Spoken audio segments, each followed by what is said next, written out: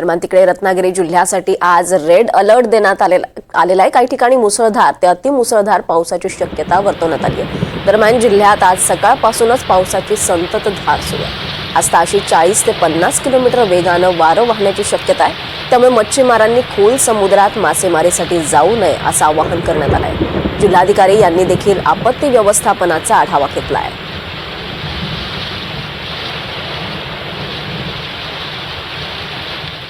या संदर्भात अधिक माहिती देत आहेत आपल्यासोबत आपले प्रतिनिधी राकेश गुडेकर आहेत। राकेश, आज रत्नागिरी जिल्ह्यासाठी हवामान खात्याकडून रेड अलर्ट देण्यात आलेला आहे।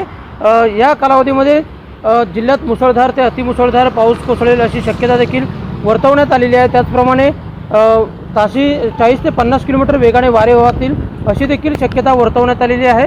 काल संपूर्ण दिवसभर रत्नागिरी जिल्ह्याला पावसाने अक्षरशः झोडपून काढलेलं होतं। काही ठिकाणी काही दुर्घटना देखील घडलेल्या आहेत।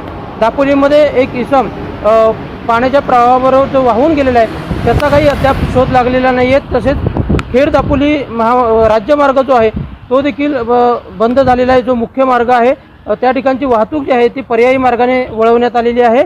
त्याचप्रमाणे ठिकठिकाणी पाणी देखील काही ठिकाणी साचलेलं आपल्याला काल पाहायला मिळालं। त्यानंतर आज देखील संपूर्ण रत्नागिरी जिल्ह्यासाठी रेड अलर्ट देण्यात आलेला आहे। जिल्ह्यात आज मुसळधार ते अतिमुसळधार पाऊस कोसळेल अशी शक्यता देखील वर्तवण्यात आलेली आहे। त्याचप्रमाणे ताशी 40 ते 50 किलोमीटर वेगाने वारे वाहतील अशी शक्यता देखील हवामान खात्याकडून वर्तवण्यात आलेली आहे। त्यामुळे जिल्हा प्रशासनाकडून खबरदारीचं आवाहन करण्यात आलेलं आहे। या सर्व पार्श्वभूमीवर काल जिल्हाधिकाऱ्यांनी देखील महामार्गाची पाहणी केली। त्याचप्रमाणे राजापूरमध्ये देखील आपत्ती व्यवस्थापनासंदर्भात बैठक घेऊन तिथे देखील आपत्ती व्यवस्थापनाची एकूण सर्वस्वी पाहणी केलेली आहे।